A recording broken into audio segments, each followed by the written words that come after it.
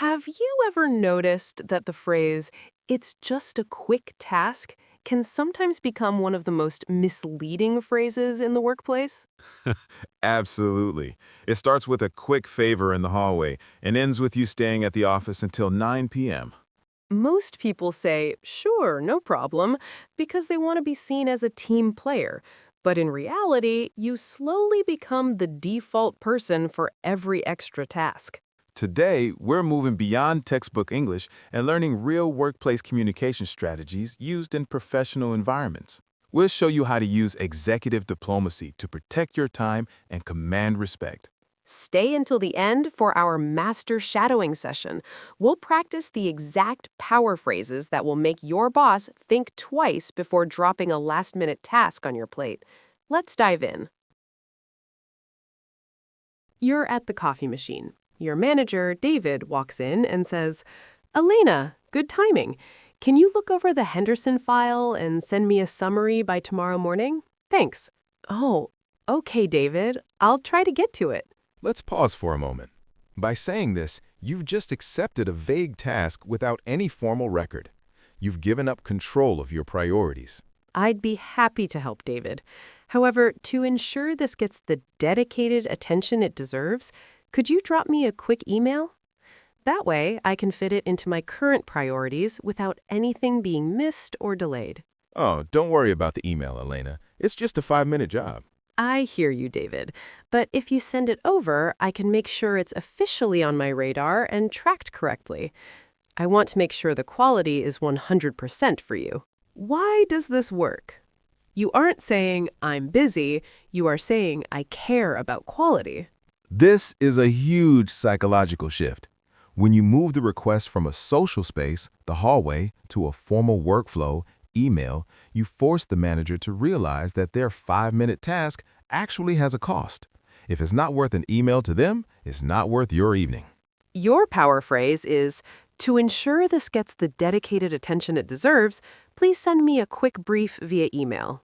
Focus on the word dedicated. It sounds much more professional than busy. Have you ever had a manager who hates sending emails? How did you handle it? Tell us your story in the comments.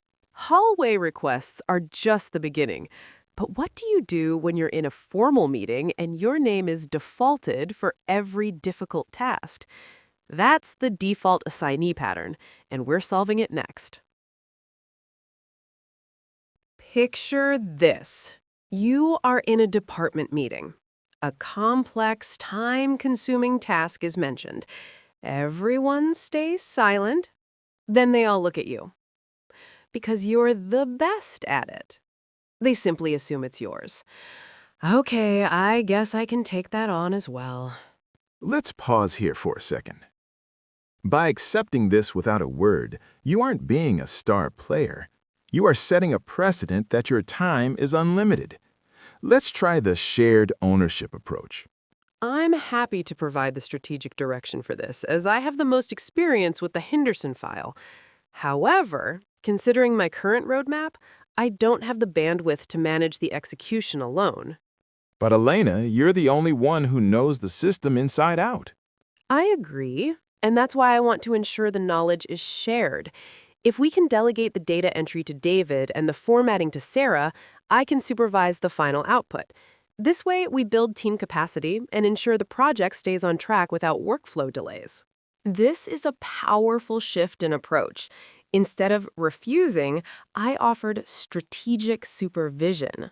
That is so powerful. You shifted from being the doer to the enabler. The psychology here is shared ownership. When you point out a bottleneck, you are telling the team, if I do everything, the project will slow down.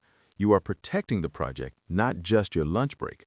Your strategic phrase is, I'm happy to provide the strategic direction, but I don't have the bandwidth to manage the execution alone. The word bandwidth is excellent. It's an objective, professional way to say, I am at my limit, without sounding overwhelmed. Have you ever been the default person for the tasks nobody else wants to do? How did you break that cycle? Drop your tips in the comments below. Negotiating with a team is one thing, but what if the pressure comes from a perfectionist? Someone who wants 10 revisions for a minor detail. That's where a lot of valuable time disappears. In the next loop, we'll show you how to use the diminishing returns technique to stop micromanagement in its tracks. You don't want to miss this. We've all been there. You've finished a project, it's high quality, and it's ready, but then your manager or a partner asks for just one more tiny adjustment. For the fifth time. It's micromanagement that leads to zero progress. Okay, I'll go back and change those colors and fonts again. I hope this is the last time. Let's pause for a moment. By complaining but complying, you aren't protecting your time. You are rewarding the micromanagement. Let's use the diminishing returns approach. I understand the desire for excellence, David. However, looking at our current progress, I believe we've reached the point of diminishing returns on these minor visual tweaks. But don't you think another round of revisions would make it even better? While we could refine it further, the current version already meets all our key objectives. If we spend more time on these small details, we risk delaying the actual launch. To maintain our strategic momentum, I suggest we move forward with this version and monitor the feedback. Did you hear that? I used the phrase strategic momentum. It sounds much better than simply saying we're not using our time effectively. Exactly. And the concept of diminishing returns is the wow moment here. It's a business principle that says after a certain point, putting in more effort gives you less and less extra value. By using this logic, you aren't being lazy, you are being a value-driven professional who cares about the big picture.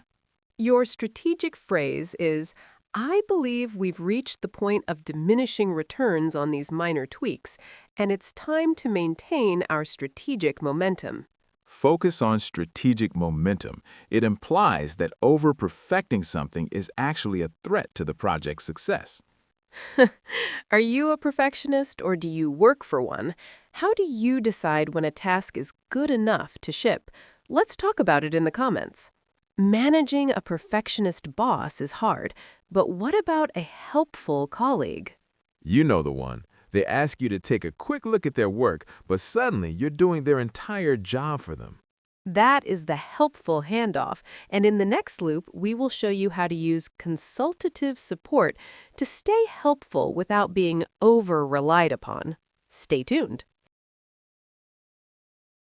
Imagine a colleague approaches your desk with a smile and says, "Hey, could you just take a quick look at this presentation? I want your expert opinion." You open the file, and you realize it clearly needs significant improvement. They aren't asking for feedback, they're waiting for you to fix it. This needs a lot of work. Fine, just leave it with me, and I'll try to clean it up for you by this afternoon.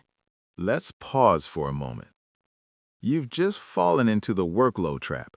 You've turned their responsibility into your stress. Let's try a more consultative approach. I'd be happy to share my perspective, David. However, my schedule is quite committed today, so I won't be able to do a full deep dive or any editing. But I really need your expertise to make this look professional. It'll only take you a minute. I appreciate that. Tell you what, if you send me 3 specific questions or sections you're unsure about, I can provide some high-level guidance. This way, you can maintain ownership of the project while I provide the consultative support you need. Does that work for you? This is a masterclass in professional boundaries. I use the phrase, maintain ownership of the project. That is a powerful wow moment. By telling them they maintain ownership, you are actually complimenting them while firmly refusing to do the labor. The psychology here is shifting from being a service provider to a consultant. You provide the map, but they take the lead in executing the work. Your strategic phrase is, I can provide high-level guidance so you can maintain ownership of the project, but I don't have the capacity for a deep dive edit. Focus on the phrase high-level guidance. It tells the other person, I will talk, but I will not type. Do you have a helpful handoff colleague in your office? How do you tell the difference between a real request for help and a task being pushed onto you? Let us know in the comments. Dealing with colleagues is one thing, but what happens when the whole company changes? A team member leaves and suddenly their 40 hours of work are added to yours temporarily. And temporary becomes 6 months. In our final and most critical loop, we'll show you how to negotiate the post-exit crunch without creating capacity strain. This is how you protect your career in the long run. A colleague leaves the company. You are asked to temporarily cover their workload. Fast forward 3 months, and you are still doing 2 jobs for 1 salary. You are exhausted, but you don't want to complain. I'm just so tired. I've been doing Sarah's work for months now, and it's too much. I can't keep going like this. Let's pause for a moment. Complaining about your feelings sounds like a personal problem. To a manager, you need to talk about capacity and output. Let's rephrase this professionally. David, I'd like to have a brief check-in regarding our current team capacity. I've been managing the additional portfolio for 90 days now. While I've kept everything on track, we are reaching a point where quality may be compromised if we don't discuss a long-term solution. I know it's a lot, Elena, but we're still looking for a replacement. Can you hang in there a bit longer? I appreciate the update. To ensure we maintain our high standards, I've prepared a list of low-impact tasks that we could potentially pause or automate until the new hire is onboarded. This will allow me to focus on our primary objectives without facing capacity pressure. This is how a leader speaks. I didn't say, "I'm tired." I said, "capacity pressure." That is the wow moment. Capacity pressure isn't an emotion, it's a business risk. By suggesting to pause or automate low-impact tasks, you are showing that you are proactive. You aren't just bringing a problem, you're bringing a strategic solution. You are protecting the company's quality by protecting your own time. Your strategic phrase is, to maintain our high standards, I suggest we pause low-impact tasks until our team capacity is fully restored. The phrase, team capacity is fully restored, is a brilliant way to say, hire someone fast without sounding demanding. Have you ever been stuck in a temporary situation that became permanent? How did you finally address it with your manager? Let's share some advice in the comments.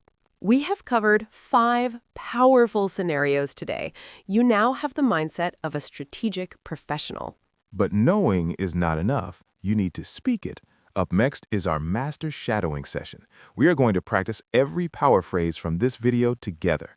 This is where the magic happens. Don't leave yet. Let's build your muscle memory and your confidence right now. Now it's time to turn these strategies into your own professional voice. This is the most important part of today's session. I will read a key phrase first, and then David will repeat it with the perfect professional intonation. Please listen carefully and speak after me. Focus on the rhythm and the confidence in each word. Let's build your muscle memory together. To ensure this gets the dedicated attention it deserves, please send me a quick brief via email. To ensure this gets the dedicated attention it deserves, please send me a quick brief via email. Excellent. You're doing great. Let's try the next sentence. I'm happy to provide the strategic direction, but I don't have the bandwidth to manage the execution alone. I'm happy to provide the strategic direction, but I don't have the bandwidth to manage the execution alone.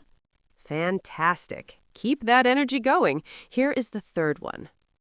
I believe we've reached the point of diminishing returns on these minor tweaks, and it's time to maintain our strategic momentum. I believe we've reached the point of diminishing returns on these minor tweaks, and it's time to maintain our strategic momentum. Perfect. You sound more professional already. Let's try the fourth sentence.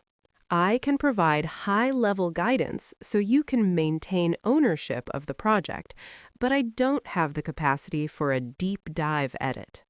I can provide high-level guidance so you can maintain ownership of the project, but I don't have the capacity for a deep dive edit. Brilliant! One last sentence to master. You've got this. To maintain our high standards, I suggest we pause low-impact tasks until our team capacity is fully restored. To maintain our high standards, I suggest we pause low-impact tasks until our team capacity is fully restored. Incredible work! Practicing these out loud is exactly how you become a master of business English. David, looking back at our 5 scenarios today, what is the biggest takeaway for our audience? I think it's the realization that setting boundaries isn't about being difficult. It's about professional respect. When you use clear, executive language, you are actually helping your manager and your team focus on what truly matters. Exactly. You aren't just protecting your time, you are protecting the quality of your work. Remember, the most successful people aren't the ones who do everything, they are the ones who do the right things exceptionally well. Thank you for joining us today and for investing in your career growth. If you found these strategies helpful, please hit the like button and share this with a colleague who needs to hear this. Don't forget to subscribe to Business English for Success for more high-level communication tools. We look forward to seeing you in our next video. Until then, stay strategic, stay professional, and keep practicing. Goodbye for now. Goodbye.